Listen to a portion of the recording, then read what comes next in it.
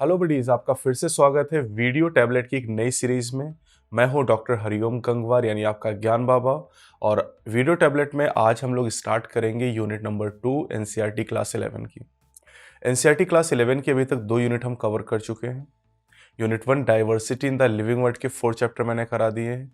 Unit number 3 cell structure and function के 3 chapter करा दिए हैं। टोटल 7 चैप्टर एंड 2 यूनिट हमने कवर कर ली हैं।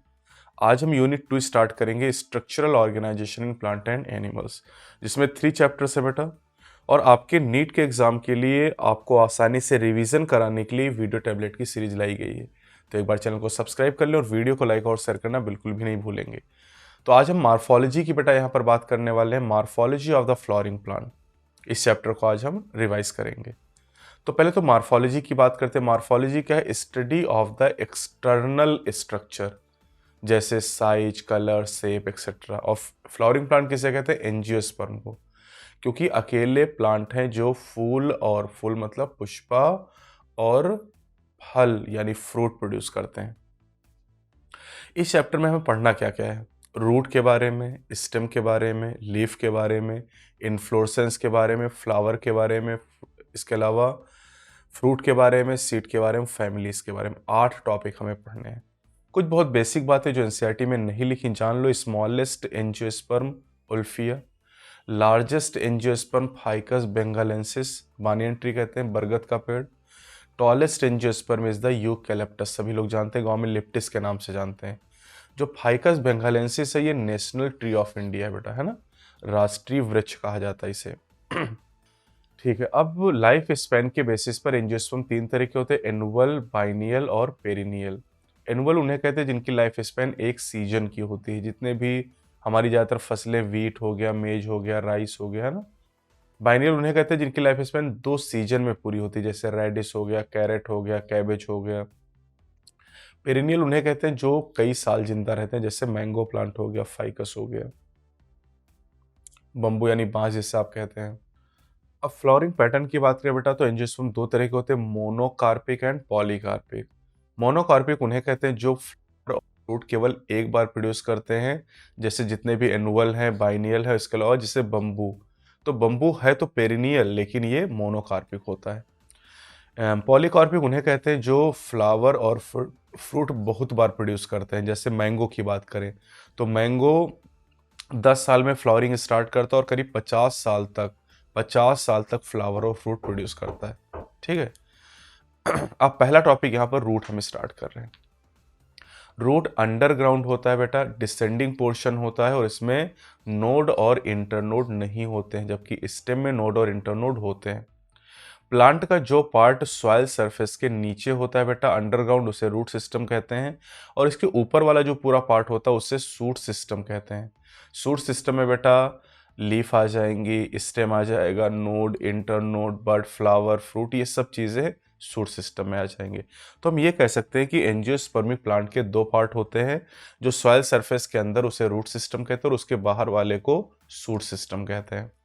अब रूट 3 तरह की एनसीईआरटी में दी गई, tap root system, fibrous root system और एडवेंटिशियस रूट सिस्टम। तो टैप रूट सिस्टम बेटा डाइकॉट में पाई जाती है, जैसे मस्टर्ड की बात करें।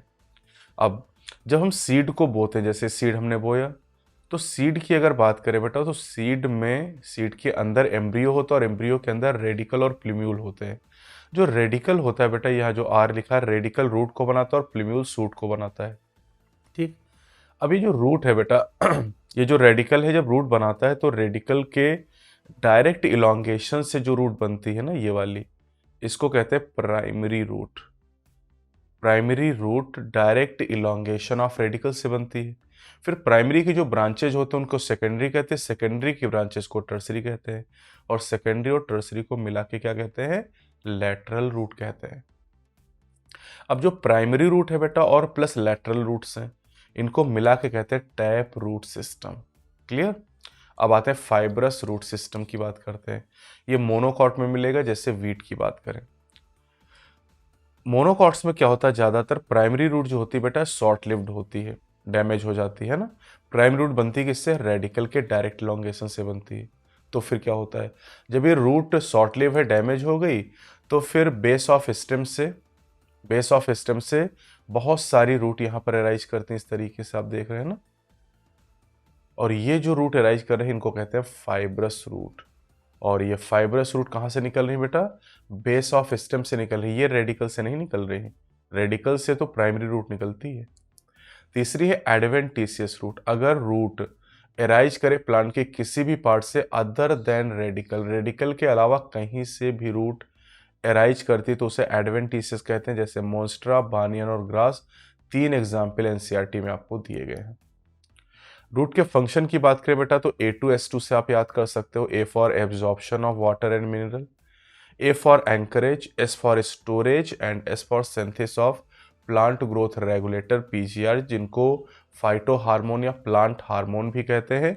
चैप्टर 15 में इनके बारे में हम लोग पढ़ेंगे।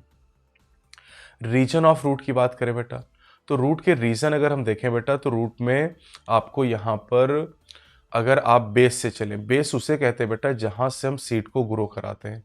और इससे अगर हम टिप की तरफ चलते हैं तो सबसे टिप पर आपको यहाँ पर रूट कैप मिलता है ना। रूट कैप ये सबसे डिस्टल पार्ट होता है, ठीक है, सबसे दूर होता है ये। उसके प्रॉक्सिमल आप जाओगे तो रीजन ऑफ मेरिस्टेमेटिक एक्टिविटी मिलेगा, फिर रीजन ऑफ इलोंगेशन मिलेगा, फिर रीजन ऑफ मैचुरेशन आपको मिलेगा। रूट कैप की बात करें बेटा तो थिम्बल लाइक होता है और ये प्रोटेक्ट करता है रूट टिप को। रीजन ऑफ मेरिस्टेमेटिक एक्टिविटी की सेल रैपिडली डिवाइड करती हैं। ये छोटे साइज में होते हैं और इनमें डेंस प्रोटोप्लाज्म होता है, थिन सेलुलोजिक सेल वॉल पाई जाती है।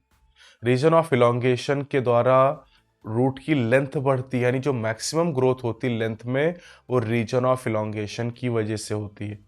रीजन ऑफ मैचुरेशन की बात करें बेटा तो यहाँ पर सेल डिफ्रेंशिएट हो जाती हैं और ये सेल इनसे रूट हेयर निकलते हैं जो एब्जॉर्प्शन में मदद करते हैं। तो रूट हेयर यूनिसेलुलर इलोंगेशन आपको दिखाए गए हैं और ये रीजन ऑफ मैचुरेशन से निकलते हैं। बहुत बहुत इंपॉर्टेंट है ये। रूट के मॉडिफिकेशन की बात करें बेटा तो ये स्टोरेज का काम करते हैं। स्टोरेज करेंगे तो इन्हें फ्लैशी या सकुलेंट रूट कहा जाएगा। जैसे tap root of carrot and turnip store करती है। जो गाजर हम खाते हैं या जो हम सलजम खाते हैं ये एक्चुअली रूट ही होती है। एडवेंटिशियस रूट स्वीट पोटैटो और एस्पैरागस की स्टोरेज करने का काम करती है, जिनको हम खाने के लिए यूज करते हैं। सपोर्ट की बात करते हैं तो बेटा प्रॉप रूट बानियन ट्री में पाई जाती है जो सपोर्ट देती हैं, और स्टिल्ट रूट मेज और सुगर केन में पाई जाती है जहां पर जो लोअर नोड होते हैं वहां से रूट एराइज करती हैं और ये प्लांट को सपोर्ट देती हैं। तो एग्जाम्पल बहुत इंपॉर्टेंट है मॉर्फोलॉजी में और एग्जाम्पल खूब दिए भी गए हैं। रेस्पिरेटरी रूट पाई जाती है बेटा राइजोफोरा प्लांट में, जो मैनग्रोव प्लांट है ये स्वैम्पी या मार्शी एरिया में ग्रो करते हैं और इनमें जो रेस्पिरेटरी रूट होती है उन्हें निमेटोफोर कहा जाता है, बहुत इंपॉर्टेंट है। नाइट्रोजन फिक्सेशन करने वाली रूट लेगुमिनस प्लांट के अंदर पाई जाती है और इनके रूट नोड्यूल के अंदर बेटा राइजोबियम नाम का बैक्टीरिया पाया जाता है। अब दूसरा टॉपिक है स्टेम। स्टेम बेटा प्लूम्यूल से ओरिजिनेट करता है। रूट कहाँ से निकलती है? रेडिकल से। स्टेम असेंडिंग पोर्शन होता है, मतलब ग्रेविटी के अगेंस्ट जाता है और इसमें नोड और इंटरनोड पाए जाते हैं बेटा। नोड वो जगह होती है जहां से लीफ निकलती है और दो नोड के बीच की जगह को इंटरनोड कहते हैं बेटा, है ना। अब लीफ के एक्सिल में बेटा एक्सिलरी बड पाई जाती है और जो एक्सिलरी बड होती है बाद में फ्लावर या ब्रांच का फॉर्मेशन करती है, और जो बड होती है ये भी मॉडिफाइड सूट होती है बेटा, है ना। स्टेम की बात करें, स्टेम जब यंग होता है तो ग्रीन होता है और ओल्ड होने पर डार्क ब्राउन हो जाता है। मेन फंक्शन स्टेम का होता है स्प्रेडिंग आउट ब्रांचेस, ये ब्रांचेस को फैलाने का काम करती हैं। और फंक्शन स्टेम के हैं जैसे प्रोटेक्शन करना, सपोर्ट करना, कंडक्शन करना वाटर मिनरल का, स्टोरेज करना, वेजिटेटिव प्रोपिगेशन करना, और ग्रीन है तो फोटोसिंथेसिस भी करेगा। तो जैसे स्टोरेज की बात करें बेटा तो स्टोरेज में पोटैटो, जिंजर, टर्मरिक, कोलोकैसिया, जमीन कंद, ये जो 5 एग्जाम्पल आपको दिए गए बेटा ये पांचों अंडरग्राउंड होते हैं बेटा। स्टेम ये स्टोरेज का काम करते हैं, ठीक है। ये ऑर्गन ऑफ पेरिनेशन भी, यानी प्लांट को अनफेवरेबल कंडीशन में सर्वाइव करने में मदद भी करते हैं। और सबसे इंपॉर्टेंट कि ये वेजिटेटिव प्रोपिगेशन में मदद करते हैं। ये जितने भी यहाँ पर आपको पोटैटो, जिंजर, टर्मेरिक, कोलोकैसिया, जमीन कंद दिखाए गए सब वेजिटेटिव प्रोपिगेशन में मदद करते हैं। सपोर्ट की बात करें बेटा तो सपोर्ट के लिए जो स्टेम टेंड्रिल है इनका फॉर्मेशन होता है, ये क्लाइंबिंग या सपोर्ट मदद करते हैं। Stem tendril spirally coiled structure होते हैं जिनका फॉर्मेशन एक्सिलरी बड से होता है। कहाँ पर? गॉड्स और ग्रेप वाइन में। ग्रेप वाइन मतलब अंगूर की बेल में, गॉड मतलब वाटरमेलन हो गया, पंपकिन हो गया, कोकम्बर हो गया, ये सभी गॉड्स के एग्जाम्पल हो जाएंगे। फिर प्रोटेक्शन की बात करें तो बेटा प्रोटेक्शन में थॉर्न आ जाएगा, जो कि स्ट्रेट वुडी और पॉइंटेड स्ट्रक्चर होता है। ये ब्राउजिंग एनिमल से प्लांट को बचाता है, जैसे सिट्रस एंड बोगनविलिया। और ये भी एक्सिलरी बड का ही मॉडिफिकेशन, बहुत इंपॉर्टेंट है। जो स्टेम टेंड्रिल और थॉर्न है, दोनों ही एक्सिलरी बड का ही मॉडिफिकेशन है। एग्जाम्पल अलग अलग हैं, इनके एग्जाम्पल मॉर्फोलॉजी में बहुत सारे हैं और ये आपको याद भी करने हैं। फोटोसिंथेसिस की बात करें तो एरिड रीजन में कुछ प्लांट होते हैं जिनमें जो लीफ होती हैं वो फोटोसिंथेसिस का काम नहीं करती हैं, क्योंकि वो स्पाइन में बदल जाती हैं। तो फोटोसिंथेसिस का काम सकलेंट स्टेम करता है। और इसमें अगर हम बात करें तो अपुंशिया और यूफोर्बिया में फिलोक्लेड नाम का स्टेम पाया जाता है बेटा। अगर अपुंशिया की बात करें तो फ्लैट एंड चपटा स्टेम होता है और यूफोर्बिया में सिलेंड्रिकल। ये दोनों पॉइंट एनसीईआरटी में दिए गए जो अच्छी तरीके से आपको याद करने हैं। तो अपुंशिया और यूफोर्बिया में स्टेम फोटोसिंथेसिस करता है, क्योंकि पत्तियां स्पाइन में चेंज हो जाती हैं। अब वेजिटेटिव प्रोपिगेशन की बात करें बेटा तो वेजिटेटिव प्रोपिगेशन रनर नाम के स्टेम के द्वारा होगा। कहां पर? ऑक्जेलिस हो गया, दूब ग्रास हो गया, स्ट्रॉबेरी हो गया। ठीक है। स्टोलन की बात करें तो ये मिंट और जैस्मिन में पाया जाएगा। ऑफसेट की बात करें तो आइकॉर्निया पिस्टिया हाइड्रोफाइट में यानी एक्वेटिक प्लांट में पाया जाएगा, जहां पर रोजेट ऑफ लीफ पाई जाती है ऊपर की तरफ और नीचे टफ्ट ऑफ रूट पाए जाते हैं और इनमें शॉर्ट इंटरनोड होते हैं। सकर की बात करें तो बनाना, क्राइजेंथेमम और पाइनएप्पल में सकर नाम का स्ट्रक्चर होता है, ये अंडरग्राउंड होता है बेटा।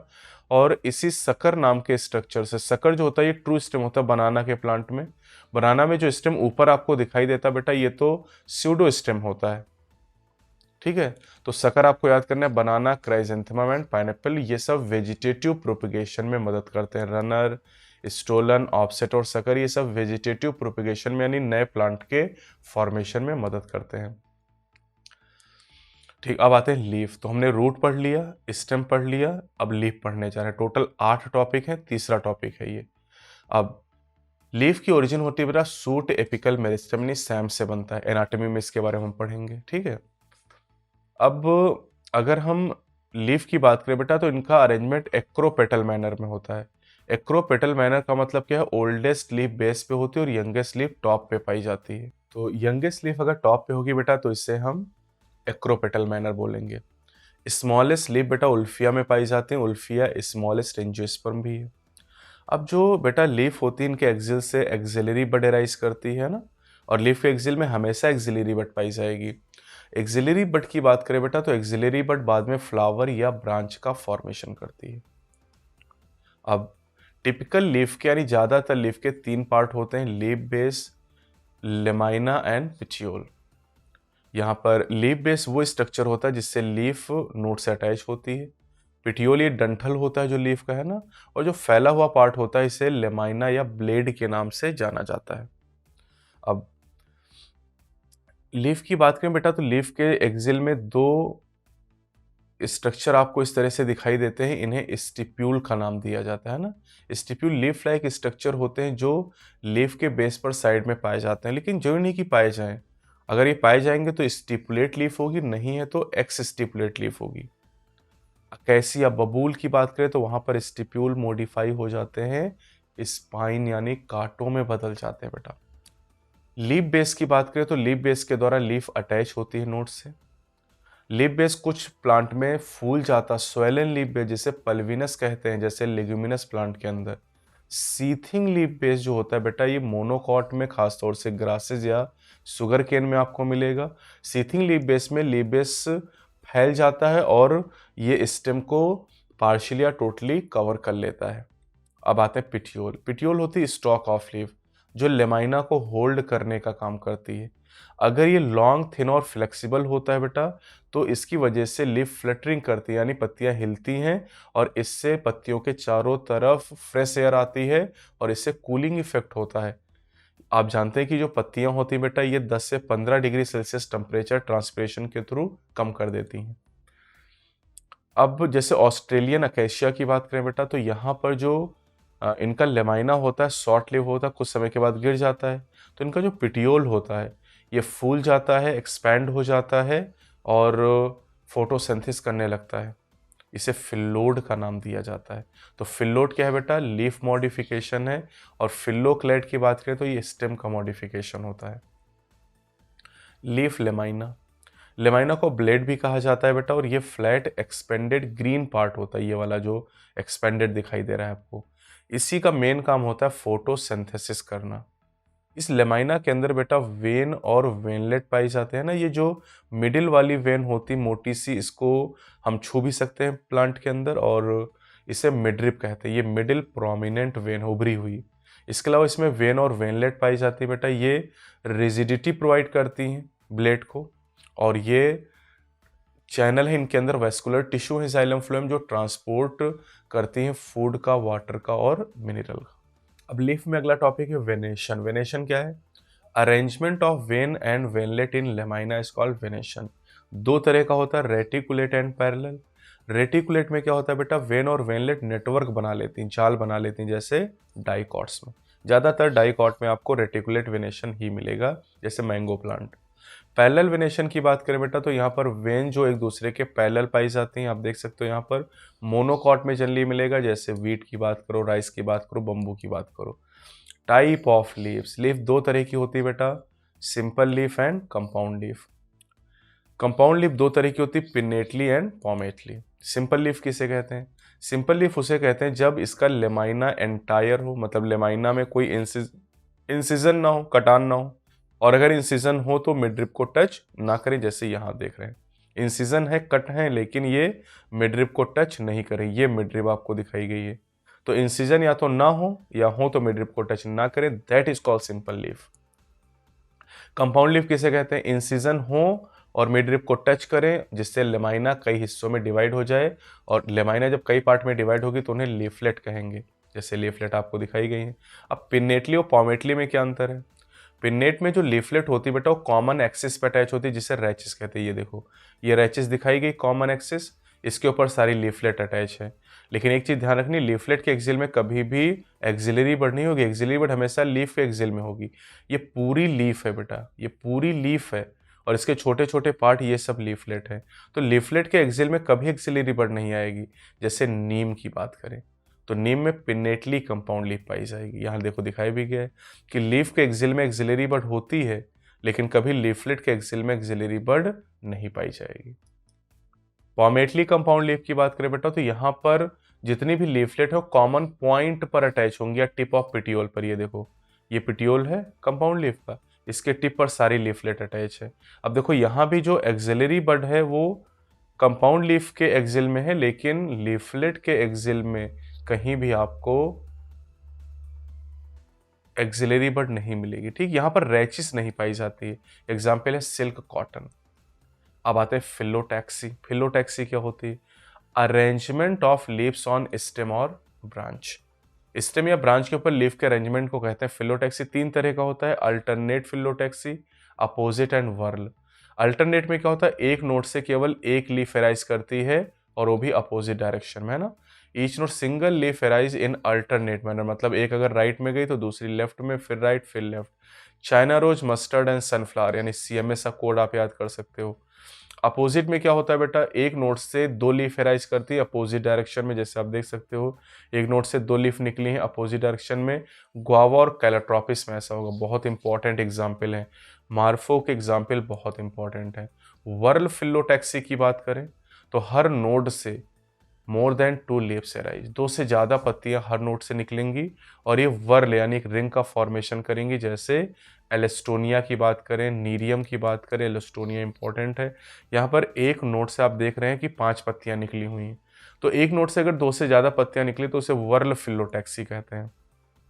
अब आते हैं modification of leaf. Modification climbing या सपोर्ट के लिए, प्रोटेक्शन या डिफेंस के लिए, स्टोरेज के लिए, फोटोसिंथेसिस के लिए, और इसके अलावा इंसेक्ट ट्रैप करने के लिए करते हैं प्लांट। तो क्लाइंबिंग या सपोर्ट के लिए बेटा लीफ टेंड्रिल पाए जाते हैं। स्टेम टेंड्रिल कहाँ थे? गॉड और ग्रे पॉइंट में। लीफ टेंड्रिल कहाँ है बेटा? पी में आपको मिलेंगे।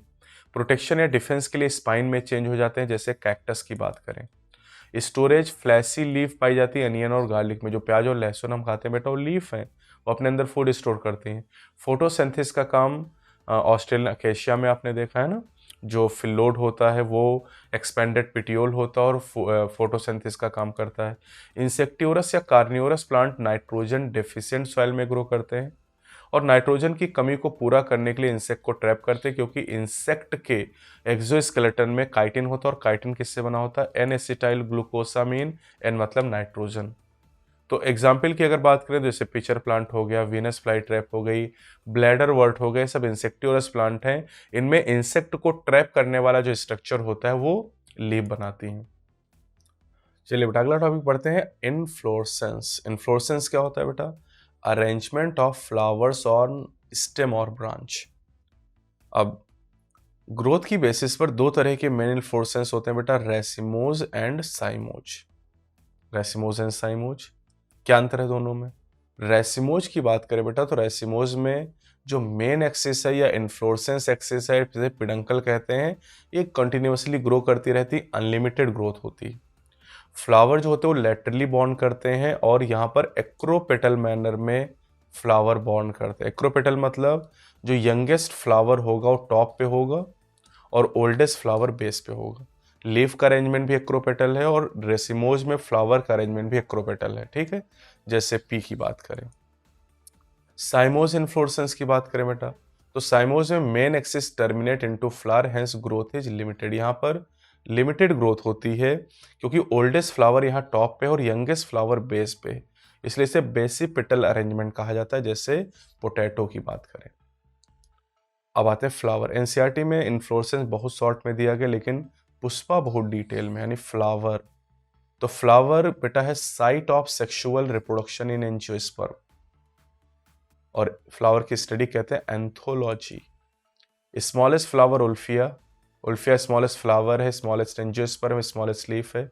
लार्जेस्ट फ्लावर रेफ्लिशिया और टॉलेस्ट फ्लावर एमार्फोफिलस। एमार्फोफिलस का फूल होता है 6 फीट हाइट का, यानी लगभग हमारी हाइट के बराबर, ठीक है। ओरिजिन फ्लावर की कहाँ से होती है, फ्लोरल मेरिस्टम फ्लावर को बनाता है। फ्लावर मोडिफाइड सूट होते हैं जहाँ पर इंटरनोड कंडेंस हो जाते हैं, ठीक है। और नोड जो होते हैं फ्लावर के बेटा, चूंकि सूट का मॉडिफिकेशन तो नोड और इंटरनोड होंगे, जो नोड होंगे वहां पर लीव्स की जगह पर फ्लोरल अपेंडेजेस निकलते हैं, जिनको कैलिक्स, करोला, एंड्रोशियम और गाइनोशियम कहा जाता है, जो आपको दिखाए गए हैं, ठीक है। जहां से चारों चीजें निकलती हैं, कैलिक्स, करोला, एंड्रोशियम, गाइनोशियम, उसे थैलमस या रिसेप्टिकल कहा जाता है, या बेस ऑफ फ्लावर कह सकते हैं। और जो फ्लावर की स्टॉक, जो डंठल होता है गुलाब को जहां से पकड़ के ऐसे देते हैं ना, उसे कहते हैं pedicel, stock of flower. Stock of जो बेटा लीफ होती है ना, लीफ की जो स्टॉक होती है उसे पिटियोल कहते हैं, और फ्लावर की जो स्टॉक होती है उसे पेडिसिल कहते हैं। आप जानते हैं कि जो पिटियोल के साइड में दो स्ट्रक्चर बने थे उनको नाम था स्टिप्यूल, और यहाँ पर जो दो लीफ लाइक स्ट्रक्चर होते हैं साइड में, जरूरी नहीं कि हो लेकिन हो सकते हैं, उन्हें ब्रैक्ट कहते हैं। अगर ब्रैक्ट है तो ब्रैक्टिएट फ्लावर, और ब्रैक्ट नहीं है तो ई ब्रैक्टिएट फ्लावर हो जाएगा। पेडिसिल प्रेजेंट है तो पेडिसिलेट फ्लावर, नहीं है तो सेसाइल फ्लावर कहेंगे। फ्लोरल अपेंडेजेस बेटा 4 हैं, calyx, corolla, androecium, gynoecium. Calyx और करोला को नॉन एसेंशियल या एसेसरी वर्ल कहते हैं, और एंड्रोशियम, गाइनोशियम को एसेंशियल या रिप्रोडक्टिव ऑर्गन कहा जाता है। अगर किसी फ्लावर में चारों फ्लोरल अपेंडेजेस हैं तो उसे कंप्लीट कहेंगे, और अगर कोई वन एब्सेंट हो गया तो इनकम्प्लीट कहा जाएगा, जैसे रे फ्लोरेट ऑफ सनफ्लावर। अगर कैलिक्स और करोला अनडिफ्रेंशिएटेड बेटा तो उसे पेरियंथ का नाम देंगे, जैसे लिलिएसी फैमिली में। अगर फ्लावर में एंड्रोशियम और गाइनोशियम दोनों है तो बाइसेक्सुअल फ्लावर ऐसे रिप्रेजेंट करेंगे, और अगर केवल एंड्रोशियम है गाइनोशियम तो यूनिसेक्सुअल फ्लावर कहेंगे। अगर केवल एंड्रोशियम तो मेल फ्लावर और केवल गाइनोशियम है तो फीमेल फ्लावर कहेंगे। अब आते हैं सिमेट्री ऑफ फ्लावर। जैसे एनिमल किंगडम में आप सिमेट्री पढ़ते हैं वैसे यहाँ फ्लावर की सिमेट्री है। वहाँ भी 3 तरह का था, रेडियल, बाइलेटरल, एसिमेट्रिकल, वैसे यहाँ भी रेडियल, बाइलेटरल, एसिमेट्रिकल हो जाएगा। रेडियल को एक्टिनोमॉर्फिक सिमेट्री भी कहते हैं। यहाँ पर फ्लावर को 2 हाफ्स में डिवाइड कर सकते हैं किसी भी रेडियल प्लेन से जो सेंटर से पास हो। एग्जाम्पल इंपॉर्टेंट है, मस्टर्ड, धतूरा और चिली, बहुत बहुत इंपॉर्टेंट है। मस्टर्ड, धतूरा, चिली में रेडियल सिमेट्री। बायलेटरल सिमेट्री को जाइगोमॉर्फिक भी कहते हैं। यहाँ पर फ्लावर को डिवाइड कर सकते हैं 2 इक्वल हाफ में केवल 1 वर्टिकल प्लेन से, जैसे पी बीन कैशिया गुलमोहर। पी बीन कैशिया गुलमोहर बहुत बहुत इंपॉर्टेंट है। एसिमेट्रिकल फ्लावर को इरेगुलर भी बोलते हैं बेटा। यहाँ पर फ्लावर को किसी भी प्लेन से दो बराबर हिस्सों में डिवाइड नहीं कर सकते, जैसे कहना। ये भी इंपॉर्टेंट एग्जाम्पल एनसीईआरटी का है। फ्लोरल अपेंडेजेस में कैलिक्स, करोला, एंड्रोशियम, गायनोशियम हम पढ़ेंगे। तो कैलिक्स की बात करते हैं, आउटर मोस्ट वर्ल है, जनरली ग्रीन होता है, और ग्रीन है तो फोटोसिंथेसिस करेगा। इसके मेंबर को सेपल कहा जाता है। सेपल फ्यूज है तो गैमोसेपलस कंडीशन, फ्री है तो पॉलीसेपलस। ये प्रोटेक्शन प्रोवाइड करते हैं बड स्टेज में फ्लावर को। कैलिक्स जो होते हैं जनरली बेटा क्या होता है, सेपल जब फ्रूट बनता है तो गिर जाते हैं, लेकिन परसिस्टेंट कैलिक्स पाए जाते हैं सोलेनेसी फैमिली में, जैसे ब्रिंजल, टोमेटो और चिली। ये देखो ब्रिंजल आपको दिखाए गए। तो बैंगन में आप देखते हैं ये ग्रीन कलर के जो स्ट्रक्चर 5 दिखाई देते हैं ना ऐसे, ये एक्चुअली क्या है, ये कैलिक्स या सेपल ही आपको दिखाए गए हैं। करोला, करोला के मेंबर को पेटल कहते हैं। फ्यूज है तो गैमोपेटलस और फ्री है तो पॉलीपेटलस। ये कलर्ड पार्ट होता है, ये इंसेक्ट को अट्रैक्ट करता है पॉलिनेशन के लिए, ठीक है। और इनमें एस्टिवेशन कैलिक्स और करोला में पूछा जाता है, बहुत इंपॉर्टेंट। क्या है ये? This is arrangement of sepal और petal with respect to other member of same whorl. Same whorl यानी आप ऐसे भी कह सकते हो कि सेपल का सेपल के रिस्पेक्ट में और पेटल का पेटल के रिस्पेक्ट में जो अरेंजमेंट है उसे एस्टिवेशन कहते हैं। 4 तरह का है, velvet, twisted, imbricate and vexillary या पैप्लियोनेशियस। क्या डिफरेंस है वेलवेट में? वेलवेट में कोई ओवरलैपिंग नहीं होती है ना, मार्जिन जस्ट टच करते हैं लेकिन ओवरलैप नहीं करते हैं, जस्ट टच मार्जिन, जैसे कैलाट्रॉपी, सिंगल एग्जाम्पल याद करना है। ट्विस्टेड एस्टिवेशन में क्या होता है, ओवरलैपिंग होती है, और ओवरलैपिंग एक पर्टिकुलर मैनर में होता है। मतलब अगर किसी को भी आप देखोगे तो इसकी एक मार्जिन बाहर है और एक मार्जिन अंदर की तरफ। जो अंदर है उसको ओवरलैप बोलते हैं और जो बाहर है उसे ओवरलैपिंग बोलते हैं। तो हर सेपल या पेटल की एक मार्जिन ओवरलैपिंग और एक ओवरलैप्ड होती है। कहाँ मिलेगा? चाइना रोज, कॉटन और लेडीज फिंगर। एग्जाम्पल बहुत इंपॉर्टेंट है। इम्ब्रिकेट एस्टिवेशन, इम्ब्रिकेट एस्टिवेशन में ओवरलैपिंग किसी रेगुलर मैनर में नहीं होती बेटा, है ना, कोई रेगुलर पैटर्न यहाँ पर नहीं पाई जाती है। कैसिया और गुलमोहर इसके एग्जाम्पल हैं, इंपॉर्टेंट है ये। वैक्सिलरी या पैप्लियोनेसियस की बात करें बेटा तो यहाँ पर 5 पेटल होते हैं। 5 पेटल में जो पोस्टीरियर होता है बेटा ये लार्जेस्ट होता है, इसे स्टैंडर्ड या वैक्सिलम कहते हैं। फिर 2 लेटरल होते हैं बेटा, है ना, 2 लेटरल होते हैं, इन्हें लेटरल को विंग या एली के नाम से जाना जाता है, ठीक है।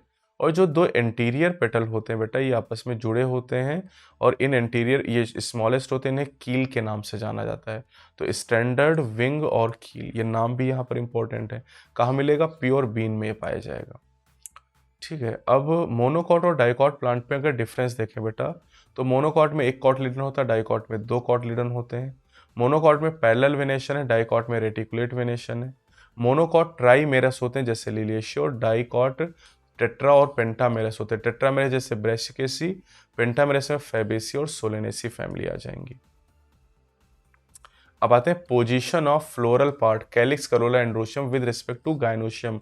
गायनोशियम के रिस्पेक्ट में कैलिक्स, करोला और एंड्रोशियम की पोजीशन के आधार पे 3 तरह के फ्लावर हैं, हाइपोगाइनस, पेरीगाइनस एंड एपीगाइनस। ये भी बहुत इंपॉर्टेंट टॉपिक है। हाइपोगाइनस में क्या होता है? हाइपोगाइनस में जो कैलिक्स, करोला, एंड्रोशियम है ये हाइपो मतलब नीचे, गायनोशियम के नीचे से अराइज करते हैं, अराइज बिलो द गायनोशियम। तो अगर ये गायनोशियम के नीचे चले गए तो ओवरी की पोजीशन सुपीरियर हो जाती है। कहाँ मिलेंगे? मस्टर्ड, चाइना रोज और ब्रिंजल में। एग्जाम्पल बहुत अच्छे से याद करिएगा। पेरीगाइनस, पेरीगाइनस में क्या होता है कि थैलमस एक रिम लाइक स्ट्रक्चर बना लेता है ना, और उसी रिम से कैलिक्स, करोला, एंड्रोशियम अराइज करते हैं। ओवरी हाफ इन्फीरियर होती है जैसे प्लम, रोज और पीच। बहुत बहुत इंपॉर्टेंट है। एपीगाइनस में, एपीगाइनस में जो थैलमस होता है ये थैलमस ओवरी को पूरी तरीके से सराउंड कर लेता है, और जो फ्लोरल अपेंडेजेस कैरिक्स, करोला, एंड्रोशियम है ये ओवरी के ऊपर से अराइज करते हैं, अराइज अबोव द गायनोशियम। तो ओवरी यहाँ पर इंफीरियर हो जाती है। गुआवा, कोकम्बर एंड रे फ्लोरेट ऑफ द सनफ्लावर। अब आते हैं एंड्रोशियम की बात करते हैं। कैलिक्स हमने पढ़ लिया, करोला हमने पढ़ लिया, अब एंड्रोशियम पढ़ने वाले हैं। एंड्रोशियम की यूनिट को स्टेमन कहते हैं, जो कि मेल सेक्स ऑर्गन है। स्टेमन के दो पार्ट होते हैं, एंथर एंड फिलामेंट। फिलामेंट को स्टॉक कहा जाता है, ठीक है। अब जो एंथर होता है बेटा, एंथर बाइलोब्ड स्ट्रक्चर होते हैं और इनके अंदर पॉलन सैक पाए जाते हैं, और पॉलन सैक के अंदर पॉलन ग्रेन बनते हैं, जिन्हें मेल गैमेटोफाइट कहा जाता है, ठीक है। अब अगर कोई ऐसा एंथर है जो पॉलन ग्रेन नहीं बना सकता है, स्टेराइल होता है, तो इसे स्टेमिनोड कहा जाता है। अटैचमेंट की बात करें बेटा, तो अगर एंथर एक दूसरे से, मतलब स्टेमेन एक दूसरे से अलग अलग है, फ्री है, तो पॉलीएंड्रस, और फ्यूज्ड है तो उसे एडहेशन और कोहेसन के नाम से जानते हैं। एडहेशन 3 तरह का होता है और कोहेसन भी 3 तरह का होता है। देखो, एडहेशन ऑफ स्टेमेन, जब स्टेमेन का अटैचमेंट स्टेमेन के अलावा किसी और से हो जाए, यानी डिफरेंट फ्लोरल पार्ट से हो जाए, जैसे स्टेमेन पेटल से अटैच हो जाए तो एपीपेटलस, जैसे ब्रिंचल। बाकी स्टेमेन अगर कार्पेल से अटैच हो जाए तो गायनेंड्रस। स्टेमेन अगर टेपल से अटैच हो जाए तो एपीफिलस या एपीटेपलस, जैसे लिली। लिलिएसी फैमिली में ऐसा मिलेगा। कोहेसन की बात करें बेटा, तो कोहेसन में स्टेमेन का अटैचमेंट स्टेमेन से होता है, तो अगर स्टेमेन स्टेमेन से अटैच होते हैं तो इसे एडल्फस कहा जाता है। एडल्फस में जो फिलामेंट होते हैं वो फ्यूज करते हैं, लेकिन एंथर फ्री होते हैं। अब एडल्फस 3 तरह का होता है, मोनोडल्फस, डाइडल्फस, पॉलीडल्फस। मोनोडल्फस में सारे स्टेमेन मिलके एक बंडल बनाते हैं, जैसे चाइना रोज। डाइडल्फस में 2 बंडल में बनाते हैं, जैसे पी 9+1। पी में क्या होता है बेटा, 10 स्टेमेन होते हैं, 10 में 9 स्टेमेन एक बंडल बनाते हैं, एक स्टेमेन अलग रहता है, तो 2 बंडल में दिखाई देते हैं, इसे डाइडल्फस कहेंगे। पॉलीडल्फस में कई सारे बंडल बनते हैं, जैसे सिट्रस। ये तीनों एग्जाम्पल एनसीईआरटी में आपको दिए गए हैं। एनसीईआरटी में सिंजिनिसरस और सिनेंडस नहीं दिया गया है, तो ये दोनों आप छोड़ भी सकते हैं, ठीक है। इधर गायनेंडस नहीं दिया गया, तो ये भी आप छोड़ सकते हैं। अब बात करते हैं लेंथ ऑफ फिलामेंट। कुछ फ्लावर ऐसे होते हैं जिसमें एक ही फ्लावर के अंदर जो फिलामेंट की लेंथ होती है अलग अलग होती है। आप देख सकते हैं यहाँ पर टोटल 4 स्टेमन है, जिसमें 2 स्टेमन बड़े हैं और 2 छोटे से, डाइडायनामस कहते हैं। ये साल्विया में मिलेगा आपको। टेट्राडायनामस में 4 स्टेमन बड़े दिखाई दे रहे हैं, 2 छोटे दिखाई दे रहे हैं, इसे टेट्राडायनामस कहते हैं। ये मस्टर्ड या ब्रेसिकेसी मिलेगा। तो एनसीईआरटी में साल्विया और मस्टर्ड एग्जाम्पल दिए गए, जिनमें फिलामेंट की लेंथ वेरिएबल होती है। अब आते हैं गायनोशियम, फ्लावर का चौथा हिस्सा। इसकी यूनिट को पिस्टल या कार्पेल कहते हैं, जो कि फीमेल सेक्स ऑर्गन है। स्टेमिनोड क्या होता है बेटा, स्टेराइल स्टेमन को स्टेमिनोड के नाम से जाना जाता है। स्टेमिनेट क्या होते हैं, unisexual flower with only fertile stamen. Pistillate क्या होता है, स्टेराइल पिस्टिल या कार्पेल हो जाएगी। पिस्टिलेट किसे कहते हैं, यूनिसेक्सुअल फ्लावर जिनमें केवल फर्टाइल पिस्टिल पाई जाती है ना। तो ये 4 पॉइंट आप यहां से ध्यान रखना। पिस्टिल के स्ट्रक्चर की बात करें बेटा, तो इसके 3 पार्ट होते हैं, stigma, style and ovary. Stigma की बात करें तो stigma is the receptive surface for pollen grain. ये पॉलन ग्रेन की रिसेप्टिव सरफेस है, ठीक है। स्टाइल की अगर हम बात करते हैं तो स्टाइल इलोंगेटेड और ट्यूबुलर पार्ट होता है। और अगर हम ओवरी की बात करें तो ओवरी बेसल बल्ज, ये फूला हुआ हिस्सा दिखाई दे रहा है। इसके अंदर की जो जगह उसे ओवेरियन कैविटी या लोक्यूल के नाम से जानते हैं बेटा। और इस लोक्यूल के अंदर ओव्यूल नाम का स्ट्रक्चर पाया जाता है। और ओव्यूल जो होता है ये प्लेसेंटा से अटैच होता है। प्लेसेंटा एक कुशन लाइक स्ट्रक्चर होता है, ठीक। अब यहाँ पर कार्पेल का जो नंबर होता है बेटा, कार्पेल का नंबर 1 भी हो सकता है और 1 से ज्यादा भी हो सकता है। अगर एक कार्पेल है बेटा तो उसे मोनोकार्पिलरी गायनोशियम कहेंगे, जैसे पी में आपको मिलेगा। मल्टी कार्पिलरी अगर 1 से, या पॉलीकार्पिलरी कहते हैं अगर कार्पेल का नंबर गायनोशियम में 1 से ज्यादा है। 2 कार्पेल है तो बाई कार्पिलरी, जैसे सोलनेसी। 3 कार्पेल है तो ट्राई कार्पिलरी, लिलिएसी। 5 है तो पेंटा कार्पिलरी, जैसे चाइना रोज, मालवेशी फैमिली। मल्टी कार्पिलरी अगर है बेटा तो वहां पर या तो फ्री होंगे कार्पेल या फ्यूज हो जाएंगे। 1 से ज्यादा कार्पेल अगर फ्री है तो एपोकार्पा, जैसे रोज, लोटस और माइचेलिया, राम मनोहर लोहिया से याद कर लो। और सिनकार्पस कहेंगे अगर फ्यूज हो गए, जैसे मस्टर्ड, टोमेटो और पेपावर, पीएमटी से याद कर लो, समझे। अब लॉक्यूल की बात करें बेटा, तो लॉक्यूल अगर ओवरी के अंदर एक ही चैम्बर है तो यूनिलॉकुलर फेबेसी फैमिली। 2 चैम्बर बन गए तो बाइलॉकुलर सोलनेसी। 3 बन गए तो ट्राइलॉकुलर लिलिएसी हो जाएगा। और ये जो बाइलॉकुलर ट्राइलॉकुलर हैं और ज़्यादा चैम्बर हो गए तो इनको सबको मल्टीलॉकुलर कहते हैं। प्लेसेंटेशन इंपॉर्टेंट टॉपिक है बेटा, पूछा जा रहा है। Arrangement of ovule within ovary और on placenta is called placentation. 5 तरह का एनसीईआरटी में दिया गया, marginal, axile, parietal, free central, basal. Example important, उन पे फोकस करिएगा। मार्जिनल की बात करते हैं। मार्जिनल में जो ओव्यूल होते हैं बेटा, ये वेंट्रल सूचर से एराइज करते हो, यहाँ पर प्लेसेंटा रिज बनाता है। 2 रो में ओव्यूल का अरेंजमेंट होता है। जैसे पी की बात करें, एक सिंगल एग्जाम्पल एनसीईआरटी ने दिया है पी। एक्साइल प्लेसेंटेशन की बात करें तो एक्साइल प्लेसेंटेशन में बेटा यहाँ पर आप देख सकते हैं कि मल्टीलॉकुलर ओवरी आपको दिखाई गई है और यहाँ पर सेंट्रल एक्सिस से ओव्यूल एराइज कर रहे हैं। तो प्लेसेंटा एक्सियल यानी प्लेसेंटा सेंटर में है, ओव्यूल यहाँ पर सेंट्रल एक्सिस से राइज करें, मल्टीलॉकुलर ओवरी है। लेमन, टोमेटो और चाइना रोज बहुत इंपॉर्टेंट एग्जाम्पल हैं। फ्री सेंट्रल प्लेसेंटेशन में क्या होता है? फ्री सेंट्रल प्लेसेंटेशन की अगर बात करें बेटा तो यहाँ पर प्लेसेंटा प्रेजेंट है सेंट्रल एक्सिस में, लेकिन सेप्टा नहीं है। डायंथस एंड प्रिमरोज में आपको मिलेगा, ठीक है।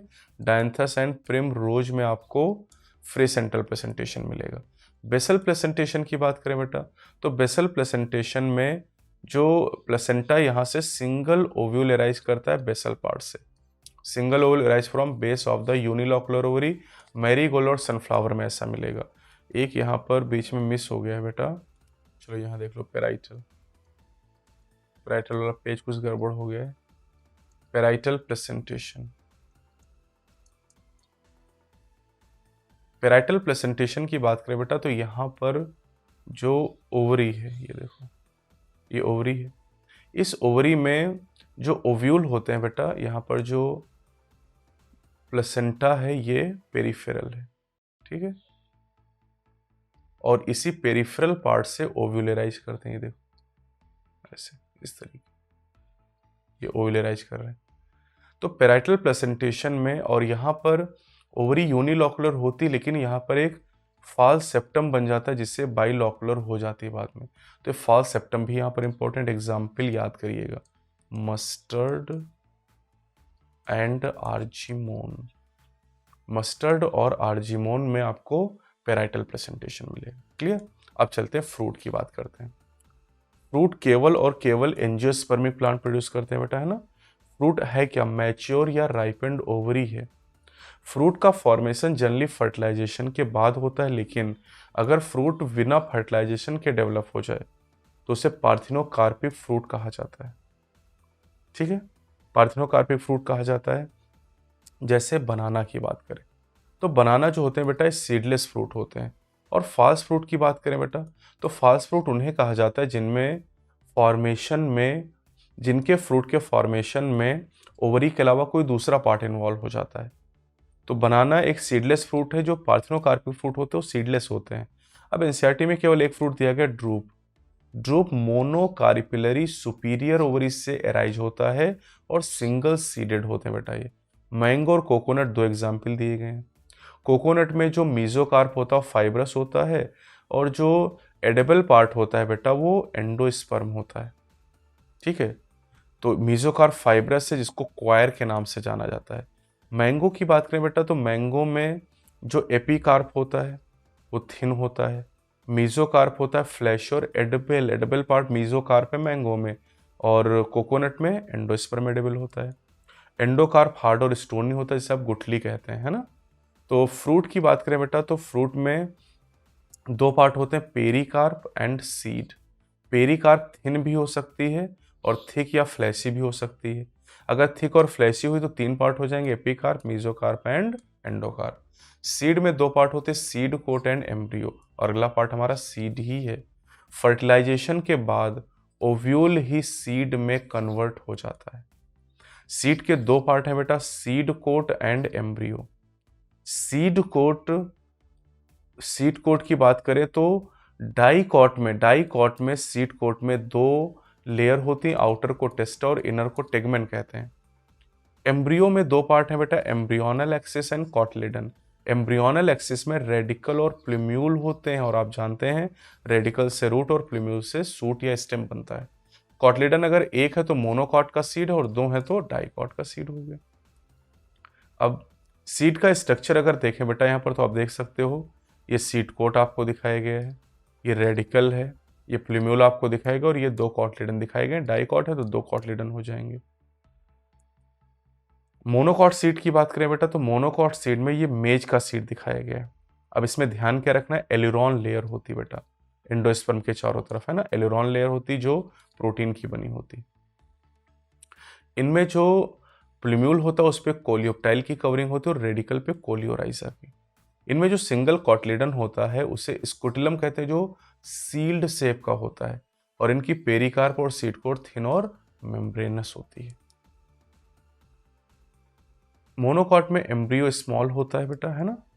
ठीक, अब आते हैं नॉन एंडोस्पर्मिक और एंडोस्पर्मिक सीड के एग्जाम्पल की बात करते हैं। नॉन एंडोस्पर्मिक या एक्स एल्ब्यूमिनस सीड क्या होते हैं, जो एंडोस्पर्म को पूरी तरीके से कंज्यूम कर लेते हैं एम्ब्रियो को डेवलप करने के लिए। यहाँ पर फूड स्टोर होगा कॉटलिडन के फॉर्म में क्योंकि एंडोस्पर्म नहीं बचेगा। तो पी ग्राम ग्राउंडनट ये डाइकॉट हैं जिनमें एंडोस्पर्म नहीं होगा, और ऑर्किड मोनोकॉट है जिसमें एंडोस्पर्म नहीं पाया जाएगा। एंडोस्पर्मिक या एल्ब्यूमिनस सीड जो एम्ब्रियो डेवलपमेंट के दौरान पूरा एंडोस्पर्म खर्च नहीं करते, उनमें एंडोस्पर्म बचा रह जाता है और एंडोस्पर्म में फूड स्टोर था, जैसे वीट, मेज, राइस, बार्ली, सब मोनोकॉट हैं, और कैस्टर डाइकॉट है जिसमें एंडोस्पर्म पाया जाता है। अब आते हैं semi technical description of some flowering plant. बेटा फ्लावरिंग प्लांट को पढ़ने के लिए हमें कुछ बेसिक रिक्वायरमेंट है, कुछ बेसिक हमें आइडियाज़ की ज़रूरत है, उसको पहले हम लोग जानेंगे। तो देखो, कैलिक्स की अगर हम बात करें तो कैलिक्स को के से रिप्रेजेंट करते हैं, के से कैलिक्स, सी से करोला, सब पता होना चाहिए। ए से एंड्रोशियम, जी से गाइनोशियम, पी से पेरियंथ। अगर जी के नीचे डैश लगा दिया गया तो सुपीरियर ओवरी, जी के ऊपर डैश लगा है तो इन्फीरियर ओवरी, जी के बराबर लगा तो हाफ इन्फीरियर। ये सिंबल मेल फ्लावर के लिए, ये वाला सिंबल फीमेल फ्लावर के लिए, ये वाला सिंबल बाइसेक्सुअल के लिए, ये वाला सिंबल जाइगोमॉर्फिक के लिए, और ये सिंबल एक्टिनोमॉर्फिक के लिए। ठीक है, अब जैसे के लिखा है और के बाद ऐसे ब्रैकेट में 5 लिख दिया गया, तो ब्रैकेट का मतलब फ्यूजन, यानी 5 सेपल है और गैमोसेपलस है। C4 लिखा है, ब्रैकेट नहीं लगा, यानी पॉलीपेटलस है, 4 पेटल हैं। ब्रैकेट फ्यूजन को इंडिकेट करता है बेटा, है ना। और ये जो C और A को एक लाइन के द्वारा हमने जोड़ दिया है तो इसे कहते हैं एपीपेटलस।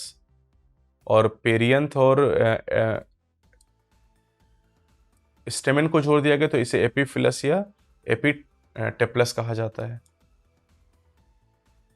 अब फ्लोरल डायग्राम की बात करें बेटा तो फ्लोरल डायग्राम क्या क्या जानकारी देता है। फ्लोरल डायग्राम में देता है पोजीशन ऑफ मदर एक्सिस, वो जो डॉट बना होता है ना उसी को मदर एक्सिस बोलते हैं, एस्टिवेशन, प्लेसेंटेशन।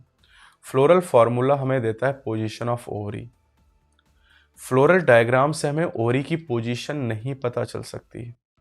फ्लोरल डायग्राम से हमें ओवरी की पोजीशन नहीं पता चलती, ये बात आपको अच्छी तरीके से ध्यान रखनी है। और फ्लोरल फार्मूले से हमें मदर एक्सिस की पोजीशन नहीं पता चलती है। तो एनसीईआरटी में 3 फैमिली दी गई। पहली जो फैमिली है बेटा यह है फैबेसी फैमिली, पूरी दुनिया भर में डिस्ट्रीब्यूटेड है। इसको पहले लेगुमिनोसी फैमिली की एक सब फैमिली माना जाता था, पेप्लियोनॉइडी। फैबेसी का पहले क्या नाम था, पेप्लियोनॉइडी था, और ये सब फैमिली थी, लेकिन अब इसको फैमिली बना दिया गया है, यानी रैंक को इम्प्रूव कर दिया गया है। हैबिट की बात करें तो इसमें ट्री, श्रब, हर्ब तीनों तरह के प्लांट हो सकते हैं इस फैमिली में। रूट की बात करें तो रूट में नोड्यूल पाए जाते हैं। स्टेम इरेक्ट या क्लाइंबर हो सकता है। लीफ की बात करें तो अल्टरनेट, रेटिकुलेट, स्टिपुलेट, पल्विनेट लीफ है। पल्विनेट इंपॉर्टेंट है। सिंपल और कंपाउंड दोनों तरह की पत्तियां हो सकती हैं इस फैमिली में। इन्फ्लोरेसेंस की बात करें फ्लोरल करेक्टर में, फ्लोरल करेक्टर ज़्यादा इंपॉर्टेंट, यही पूछे जाते हैं। इन्फ्लोरेसेंस रेसिमोज है। फ्लावर की बात करें तो जाइगोमॉर्फिक बाइसेक्सुअल बटरफ्लाई शेप के फ्लावर हैं। कैलिक्स में 5 सेपल हैं, गैमोसेपलस हैं, वेलवेट एस्टिवेशन। करोला में 5 पेटल हैं, पॉलीपेटलस, वेक्सिलरी एस्टिवेशन। एंड्रोशियम में 10 स्टेमन है, 9+1 होगा, diadelphous condition, dithecous condition. Gynoecium की बात करें monocarpellary, unilocular, superior ovary. Floral formula याद रखोगे तो ये सब अपने आप पता चल जाएगा। जाइगोमॉर्फिक बाइसेक्सुअल देखो 5 सेपल यहाँ पर हैं और गैमोसेपलस है। 1+2+2 ये क्या है, ये ये आपको वेक्सिलरी एस्टिवेशन दिखाई दे रहा है, वही स्टैंडर्ड विंग कील। एक स्टैंडर्ड है, 2 विंग है और 2 कील हो जाएंगे। कील फ्यूज है तो देखो ब्रैकेट लग गया। 9+1 डायडल्फस कंडीशन। गायनोशियम सुपीरियर है, एक है तो एक में तो हम सिनकार्पस या एपोकार्पस यूज करेंगे नहीं। फ्लोरल डायग्राम एनसीईआरटी में दिया ही कि आपको फ्रूट लेग्यूम होगा। सीड एक या कई सारे हो सकते हैं, नॉन एंडोस्पर्मिक होंगे। डाइकॉट की फैमिली वैसे है तो नॉन एंडोस्पर्मिक होने भी चाहिए। इकोनॉमिक इंपॉर्टेंस बहुत इंपॉर्टेंट है ये।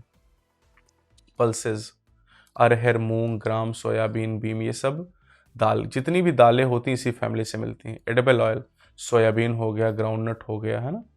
अब देखो सोयाबीन दाल का भी सोर्स है और एडिबल ऑयल का भी सोर्स है। नील और डाई की बात करें, इंडिगोफोरा प्लांट से मिलता है। फाइबर, सन हेम्प हो गया।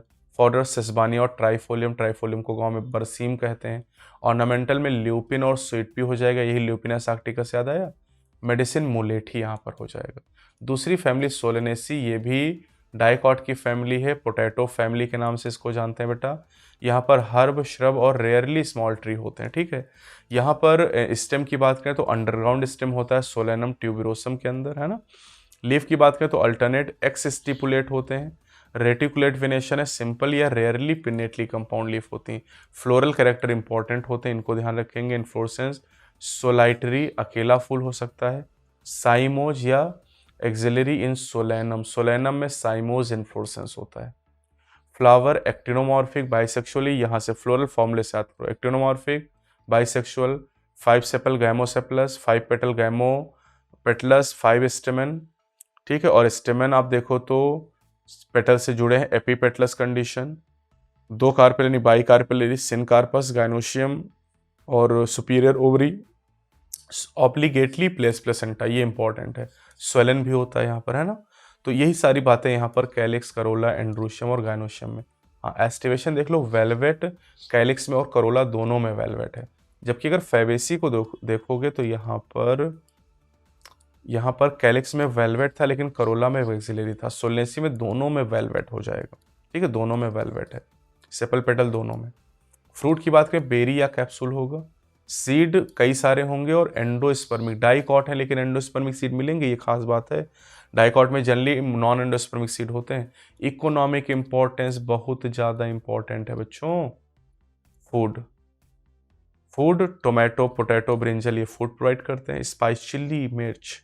फ्यूमिगेटेड टोबैको, कुक सुट्टा मारते हैं। Ornamental, petunia. मेडिसिन में बेलाडोना और अश्वगंधा। तीसरी फैमिली है बेटा फाइनल लिलिएशी, जिसको कॉमनली लिली फैमिली कहते हैं। ये मोनोकॉट फैमिली का रिप्रेजेंटेटिव पूरी दुनिया भर में डिस्ट्रीब्यूटेड है। इसके मेंबर ज़्यादातर पेरिनियल हर्ब होते हैं। पेरिनियल शुरुआत में चैप्टर के बता दिया था। वेजिटेटिव कैरेक्टर की बात करें बेटा तो स्टेम जो है अंडरग्राउंड बल्ब, कॉर्म या राइजोम के फॉर्म में हो सकता है ना। Leaf alternate, x stipulate, parallel होती है ना। फ्लोरल कैरेक्टर तो बहुत ज़्यादा इंपॉर्टेंट होते हैं। इन्फ्लोरेसेंस, सोलाइट्री, साइमोज या अम्बिलेट क्लस्टर, अम्बेल इन्फ्लोरेसेंस यहाँ पर है, अम्बेल, ये इंपॉर्टेंट है, ठीक है। फ्लावर की बात करें तो फ्लावर में यहाँ से फ्लोरल फॉर्मूले से याद करना, ब्रैक्टिएट, एक्टिनोमॉर्फिक, बाइसेक्सुअल, 6 टेपल और 3+3 यहाँ पर अरेंजमेंट है इनका। और ये देखो पेरियंथ, एपीफिलस या एपीटेपलस कंडीशन, 6 स्टेमन भी हैं। Tricarpellary ovary, syncarpous, superior ovary है और ट्राइलॉकुलर भी होता है, एक्साइल प्लेसेंटेशन होता है। और ये सब 3 है, 3 या 3 के मल्टीपल में इसको कहते हैं ट्राइमेरस कंडीशन। ट्राइमेरस, यहाँ भी वेलवेट एस्टिवेशन ही है। तो वेलवेट तीनों फैमिलीज में आपको मिला। फ्रूट, कैप्सूल, रेयरली बेरी होगा। सीड कई सारे होंगे, एंडोस्पर्मिक होंगे और मोनोकॉट की फैमिली तो एंडोस्पर्मिक होना भी चाहिए। इकोनॉमिक इंपॉर्टेंस तो बहुत इंपॉर्टेंट है। वेजिटेबल के तौर पे एस्पैरागस का यूज़ करते हैं। मेडिसिन में एलोए, स्माइलेक्स हो गया। ऑर्नामेंटल में tulip and gloriosa. Colchicine, colchicum autumnale से मिलता है। अनियन को इलियम सीपा कहते हैं और गार्लिक को इलियम सटाइवम कहा जाता है। ये प्याज और लहसुन है बेटा, ये प्याज हो जाएगा और गार्लिक जो है ये क्या हो जाएगा, लहसुन हो जाएगा। साइंटिफिक नेम इनके याद करने। तो ये पूरा टॉपिक आपका हो गया बेटा morphology of the flowering plant. Channel पे नए तो क्या करना है, चैनल को सब्सक्राइब करना है ताकि ज्ञान बाबा का आशीर्वाद भी मिल जाए आपको। और वीडियो को लाइक और शेयर तो करना ही है। टाइम कितना लगा है, करीब 50 मिनट का टाइम यहाँ पर लगा है। 50 मिनट का टाइम यहाँ पर लगा है इस पूरे चैप्टर को करने में। थोड़ा सा आराम से हम कर रहे हैं, क्योंकि बच्चे कह रहे थे यही टॉपिक हम 30 मिनट में भी कर सकते हैं, लेकिन 30 मिनट में करेंगे तो बहुत तेज़ तेज़ करना पड़ेगा, कुछ चीज़ें मिस हो जाएंगी। इसलिए हर एक पॉइंट हम कवर कर रहे हैं। और आप देखोगे नीट का जब एग्ज़ाम होगा ना, जितने जितने पॉइंट मैंने हाईलाइट कर दिए, यही सब क्वेश्चन आपके नीट में आएंगे, यही सारे पॉइंट। ठीक, बहुत सारी चीज़ें मैं छोड़ता हुआ भी चल रहा हूँ, है ना। आप देख रहे होगे कि सर कुछ चीज़ें ऐसी हैं जिसको हाईलाइट नहीं कर रहे हैं, तो इम्पोर्टेंट नहीं बेटा, इसलिए उसको हाईलाइट नहीं कर रहे हैं। जो इम्पोर्टेंट वो सारी चीज़ें मैं हाईलाइट करते हुए सारी चीज़ें बताता हुआ आपको चल रहा हूँ। और ये चीज़ें अगर आप रिवाइज कर लोगे तो इसी तरह के क्वेश्चन आपको नीट में मिल जाएंगे। ठीक है, तो अगली वीडियो जो होगी बेटा, उसमें हम लोग एनाटॉमी ऑफ फ्लावरिंग प्लांट को डिस्कस करेंगे, और आज रात में 11 बजे इसी टॉपिक के हम लोग क्वेश्चन करेंगे बेटा। कहाँ पर? अनअकैडमी लर्निंग ऐप पर। आज हम क्वेश्चन की प्रैक्टिस भी करने वाले हैं इसी टॉपिक के, मॉर्फोलॉजी के। तो उस सेशन को भी जरूर ज्वाइन करिएगा। अनअकैडमी लर्निंग ऐप पर डॉक्टर हरिओम गंगवार आप सर्च करोगे तो वहाँ पर मेरी और भी क्लासेस मिल जाएंगी। जो मिसिंग है उनके क्वेश्चन की प्रैक्टिस भी आप कर सकते हो। ओके बच्चों, तो कोई डाउट हो तो कमेंट सेक्शन में पूछिएगा। वैसे कोई डाउट होना नहीं चाहिए, है ना, क्योंकि हम एनसीईआरटी ही कवर कर रहे हैं। एनसीईआरटी आपने बहुत बार पढ़ी भी होगी और उसको हम रिवाइज भी कर रहे हैं।